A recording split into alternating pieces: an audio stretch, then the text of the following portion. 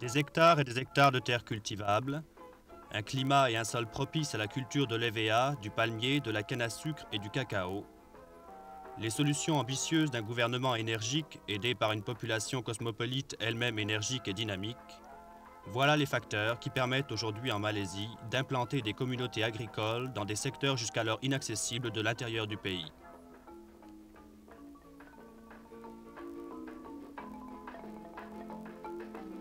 Dès 1956, juste avant l'indépendance du pays, le gouvernement avait compris qu'un effort de développement planifié et coordonné était indispensable à la bonne réalisation d'un progrès économique et social. C'est dans le cadre de cette politique d'expansion que l'on a créé la FELDA, organisme fédéral chargé de l'aménagement du territoire et qui est aujourd'hui le principal promoteur de la valorisation et de l'exploitation des terres dans le pays. Les efforts de cet organisme ont porté leurs fruits, puisque des milliers de Malaisiens peuvent aujourd'hui envisager l'avenir avec confiance.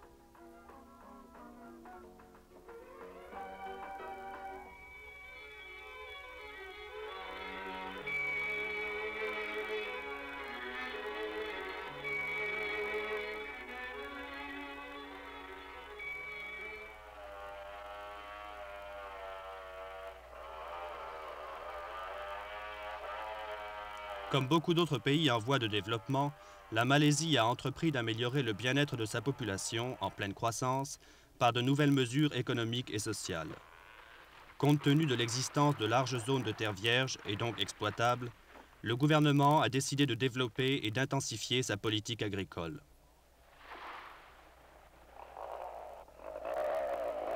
Les zones de culture ont donc remplacé les forêts et on a créé des lotissements pour l'implantation de nouveaux colons. Il s'agit là d'une politique nouvelle qui vise à améliorer le bien-être des habitants et qui consiste à choisir un secteur vierge qui est ensuite défriché puis aménagé de manière à ce que des colons puissent s'y installer.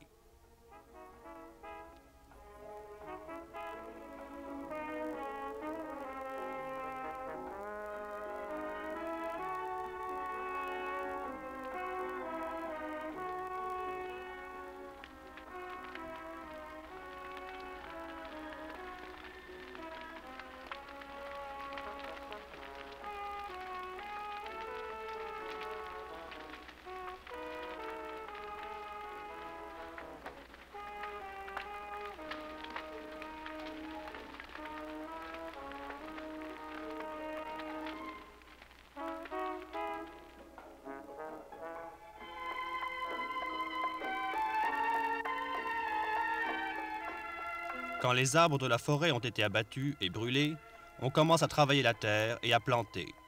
Ici, des palmiers.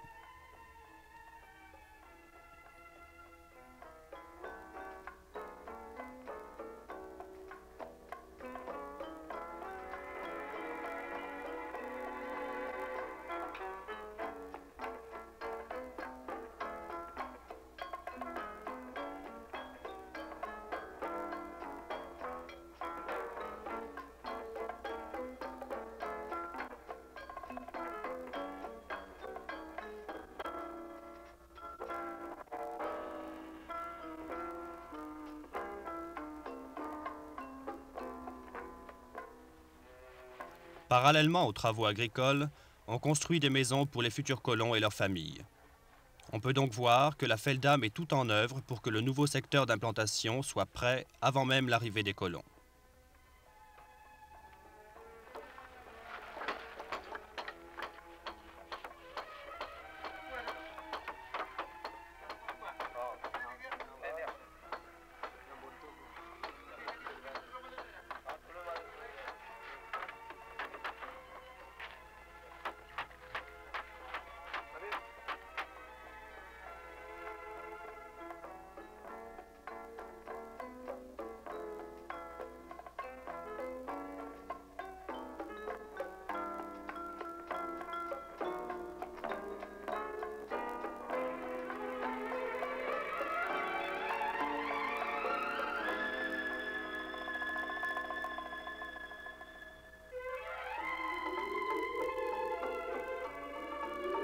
Au cours des années, la sélection des colons pour le projet de la FELDA s'est faite selon des normes de plus en plus rigoureuses et systématiques.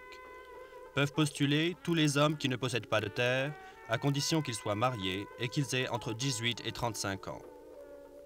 La sélection se fait alors selon les critères suivants: santé, éducation, qualification professionnelle, profession exercée et importance de la famille.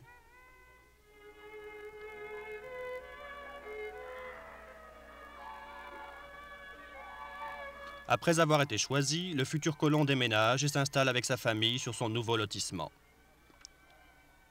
Dans un premier temps, ce vaste programme de la Felda n'a suscité que peu d'intérêt parmi la population. Et il a fallu de la patience pour obtenir sa coopération. Peut-être les gens préféraient-ils une insécurité de tous les jours, qui leur était familière, à l'inconnu que représentait la sécurité offerte par ce programme. Peu à peu, cependant, grâce au large succès emporté par les premiers projets, de plus en plus de gens ont voulu saisir cette occasion d'entamer une vie meilleure. Aujourd'hui, 20 000 candidats colons attendent d'être placés. Le nombre incroyable de demandes adressées à la Felda témoigne assurément d'un désir profond chez les jeunes Malais de changer leur mode de vie. Au lieu de continuer à survivre, ils veulent vivre maintenant dans des logements plus confortables, sur des terres plus productives et dans le cadre d'une communauté autonome orientée vers le progrès et vers un avenir meilleur.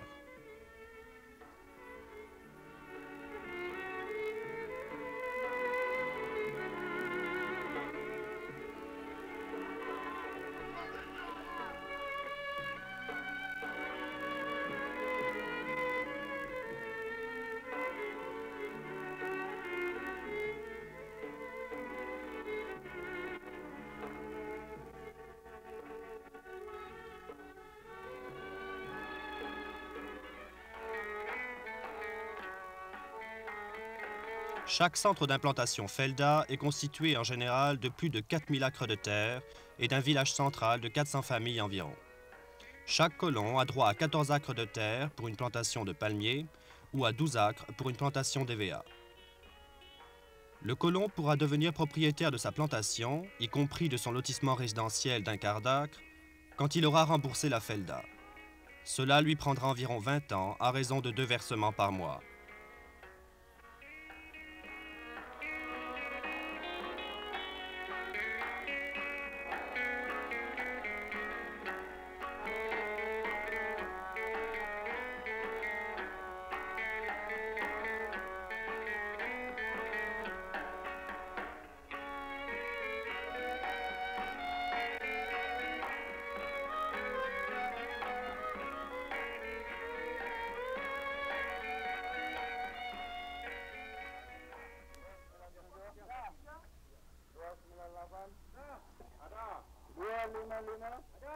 Il était prévu à l'origine que chaque colon devait exploiter lui-même sa plantation. Mais la Felda a vite découvert que cela donnait des résultats très variables quant à la bonne qualité de la gestion. Afin de donner aux exploitations une qualité égale, la Felda a donc innové un système qui faisait travailler les colons par groupe de 20, ce qui par ailleurs rendait plus facile le contrôle et la formation des colons. Après un travail communautaire d'environ 4 ans, le groupe peut éclater et les colons redeviennent des exploitants particuliers. À ce stade, en effet, les plantations ont dépassé la période critique du démarrage des cultures et les fermiers sont mieux entraînés aux méthodes de culture moderne.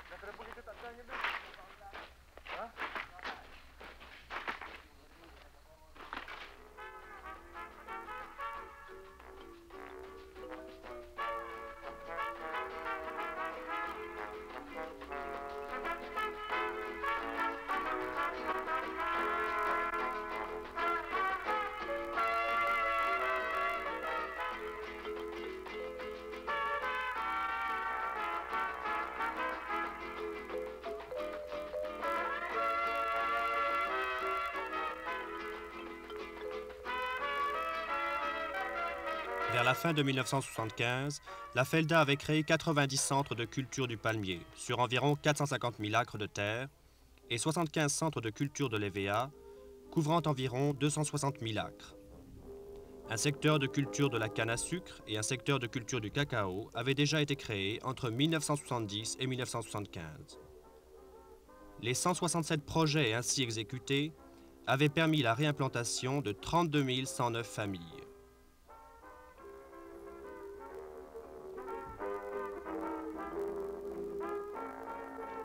Dans chaque centre d'implantation, un programme de développement économique autonome permet aux colons d'attendre le temps des récoltes. Dans le cadre de ce programme, les colons cultivent des légumes.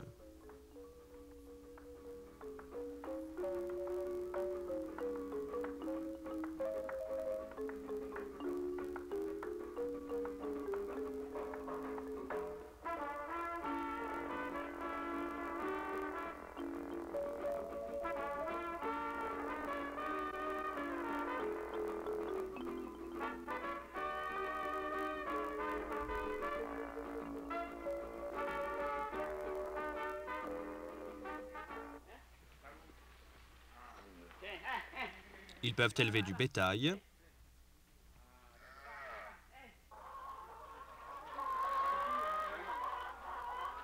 ou bien de la volaille.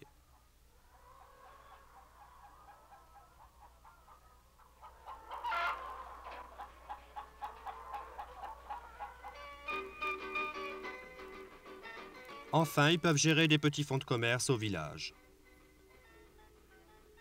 De plus, un système de crédit leur permet de recevoir une aide financière qui couvre leurs besoins pendant les premiers temps de leur installation.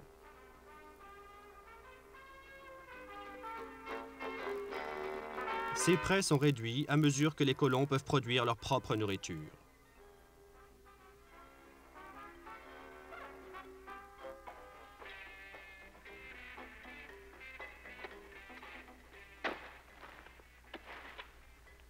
Arrive le temps des récoltes, travail très spécialisé pour lequel le colon a suivi une formation adéquate.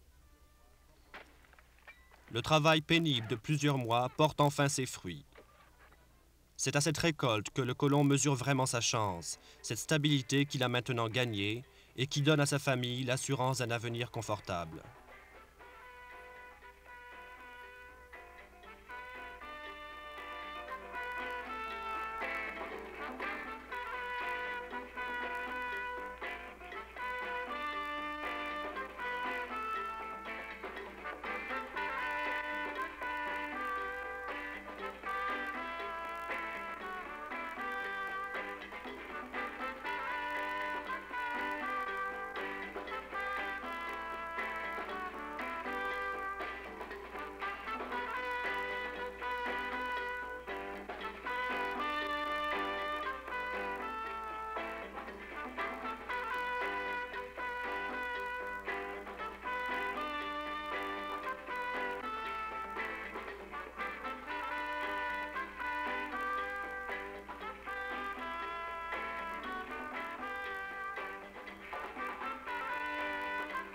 La récolte est chargée dans les camions qui desservent l'usine de la Felda.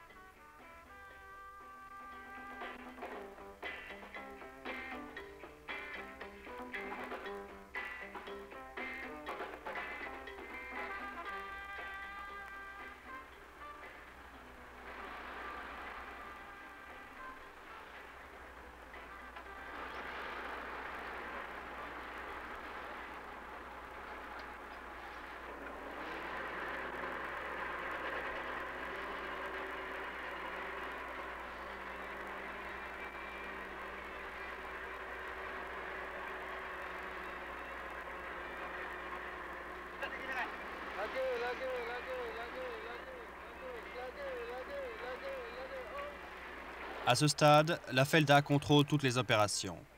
Elle achète elle-même les récoltes, assurant ainsi aux cultivateurs des revenus décents. De plus, elle se charge de la transformation et de la commercialisation des produits grâce à ses propres usines et à son groupe commercial central. La Felda compte aujourd'hui 15 usines qui produisent de l'huile de palme et 3 usines de caoutchouc.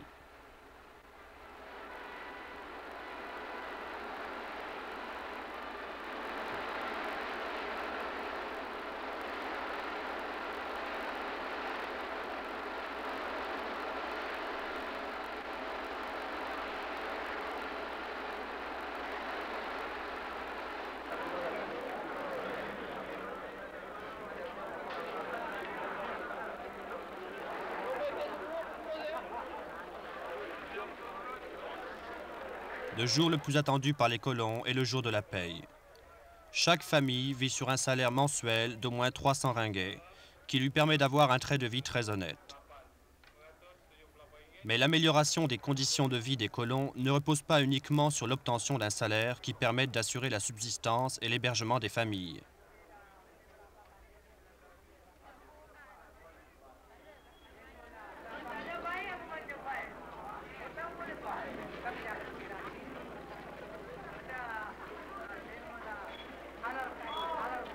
La FELDA s'attache à créer des communautés qui soient viables, non seulement d'un point de vue économique, mais aussi d'un point de vue social. À cet égard, tous les secteurs d'implantation créés par la FELDA sont munis d'une infrastructure relativement élaborée. Les enfants peuvent y recevoir une éducation depuis l'école maternelle jusqu'au lycée.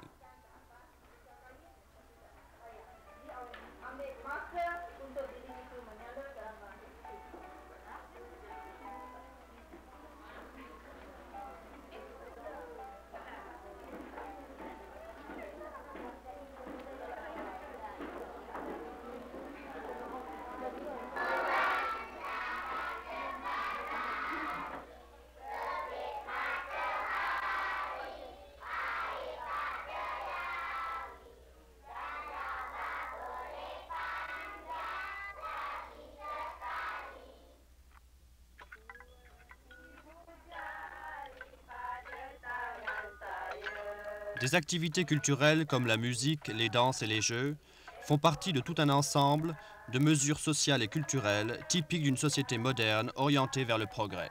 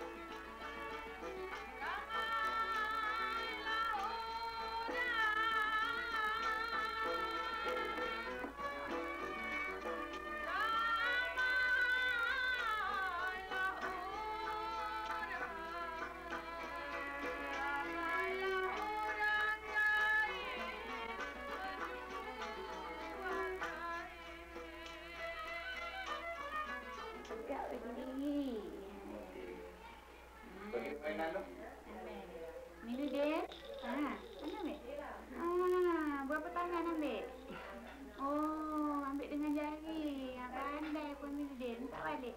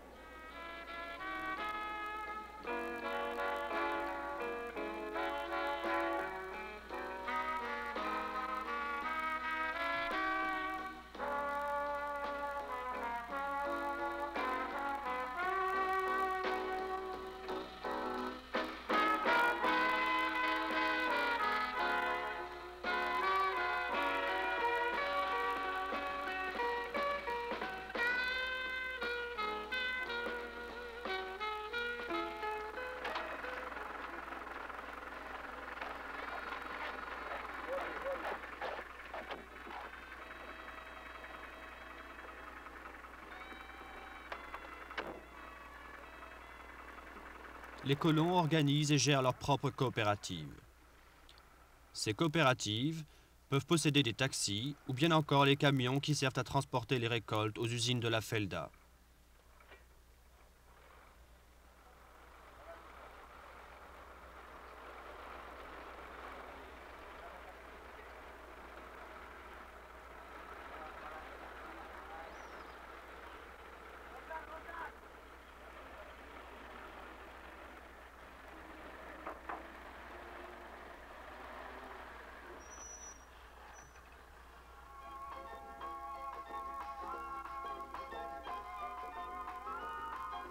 Dans chaque centre d'implantation, la Felda a créé un comité de développement de la communauté dont les membres sont des colons élus. Le comité est dirigé par le directeur de la communauté. Celui-ci mène les débats au cours desquels on étudie les problèmes rencontrés par les colons.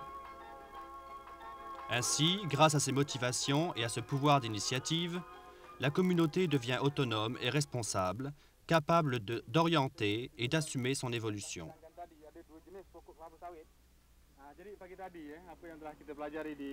Les futurs dirigeants de la communauté, ce sont les jeunes d'aujourd'hui. Aussi, dans chaque communauté, un programme pratique continu donne-t-il aux enfants des colons une formation d'auxiliaires agricoles qualifiés.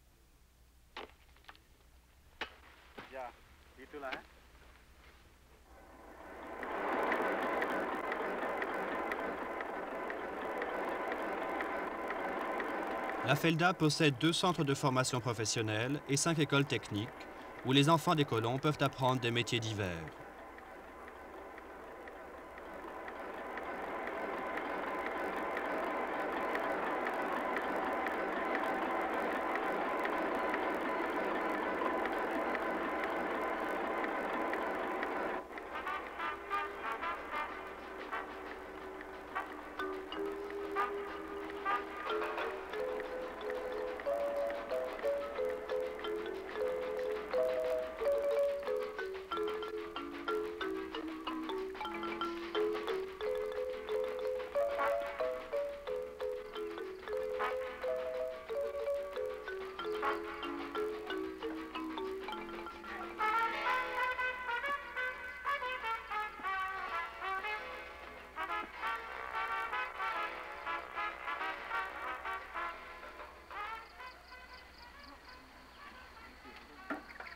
Grâce au progrès accompli dans sa communauté, le colon peut améliorer peu à peu son modeste train de vie d'origine. Il peut rénover sa maison, posséder une voiture et jouir de beaucoup d'autres éléments de confort auxquels il ne pouvait que rêver auparavant. Tout cela lui est accessible maintenant grâce à ses longs et pénibles efforts.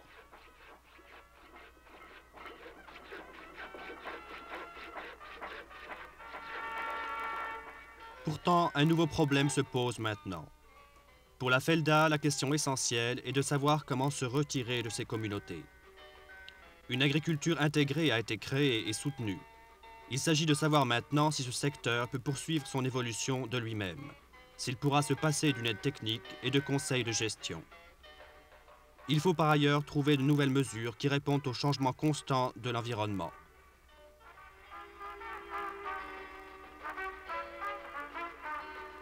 Quoi qu'il en soit, cette orientation de la politique de développement en Malaisie a donné et continue de donner à des milliers de gens la possibilité d'avoir une vie meilleure grâce à la création de ces nouvelles communautés.